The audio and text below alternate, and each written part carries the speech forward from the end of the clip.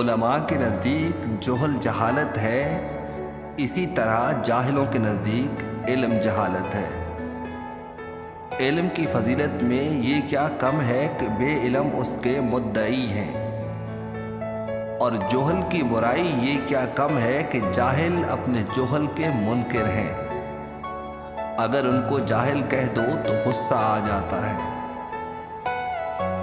ہر ایک کے لیے ایک دوست ہوتا ہے اور ہر ایک کے لیے ایک دشمن ہے، اور جب ایسا ہے تو تم اللہ بزرگ و برتر کی اطاعت کرنے والوں کے ساتھ رہو۔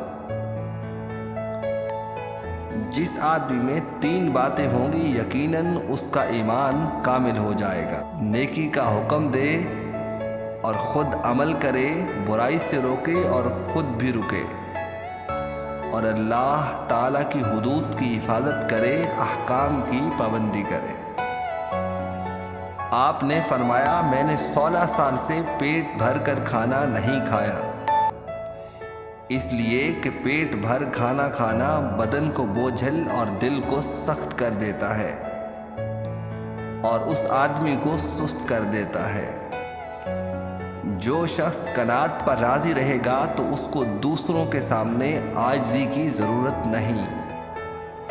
جس آدمی پر دنیا کی محبت میں خواہش نفس غالب آ جائے تو اس کو دنیا داروں کی غلامی ضروری ہو جاتی ہے۔ اپنے آپ پر سب سے بڑا ظلم کرنے والا وہ شخص ہے جو تواضع سے پیش آتا ہے اس آدمی کے ساتھ جو اس کی عزت نہیں کرتا، اور محبت کرنا چاہتا ہے اس آدمی سے جو اس کے لیے فائدہ مند نہیں ہے، اور ہر اس آدمی کی تعریف قبول کرتا ہے جس کو یہ نہیں جانتا۔ جو آدمی اپنے بھائی کو تنہائی میں نصیحت کرتا ہے تو وہ اس کے ساتھ خیر خواہی اور اصلاح کرتا ہے، اور جو اعلانیہ نصیحت کرتا ہے تو وہ اس کو رسوا کرتا ہے اور اس کے ساتھ خیانت کرتا ہے۔ دل زبان کی کھیتی ہے، اس میں اچھی بوائی کرو، سارے نہیں تو 1-2 دانے ضرور اگائیں گے۔ اگر نااہل کو علم سکھاؤ گے تو علم ضائع ہوگا، اور اگر اہل کو نہ سکھاؤ گے تو یہ ظلم ہوگا۔ گناہ کا پتہ ہونے پر بھی گناہ کرنے والا سب سے بڑا جاہل ہے۔ بڑی کوتاہیوں سے چشم پوشی کرنے والا دوست مجھے محبوب ہے۔ دنیا سے زہد اور آخرت کی رغبت کرنے والا بن جا، اور اپنے تمام معاملات میں اللہ تعالیٰ کے ساتھ راست بازی اختیار کر۔ نجات پانے والوں کے ساتھ تجھے نجات ملے گی۔ اپنے نفس پر سب سے بڑا ظالم وہ شخص ہے جو بلندی پر پہنچتا ہے تو اپنے رشتہ داروں پر ظلم کرتا ہے، احسانات کا انکار کرتا ہے اور شریف لوگوں کو ہلکا سمجھتا ہے، صاحب فضیلت حضرات پر تکبر کرتا ہے۔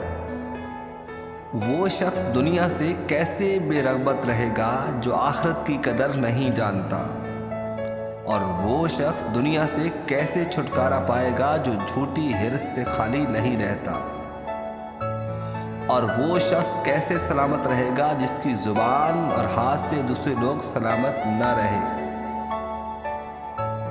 اور وہ آدمی حکمت کو کیسے پا سکے گا جس کا مقصد اپنی گفتگو سے اللہ بزرگ و برتر کی رضامندی نہ ہو۔ جو شخص بغیر سمجھے علم حاصل کر لیتا ہے تو اس کی مثال ایسی ہے جیسے کسی شخص نے رات کو لکڑیوں کا گٹھا باندھا اور اس میں کوئی سانپ اس کو کاٹ لے۔ جو شخص اتحاد و اتفاق کی صورت میں تمہاری صفات کی ایسی تعریف کرے جو تم میں موجود نہ ہو، وہ شخص دشمنی میں تمہارے وہ عیوب بیان کرے گا جو تم میں نہیں ہے۔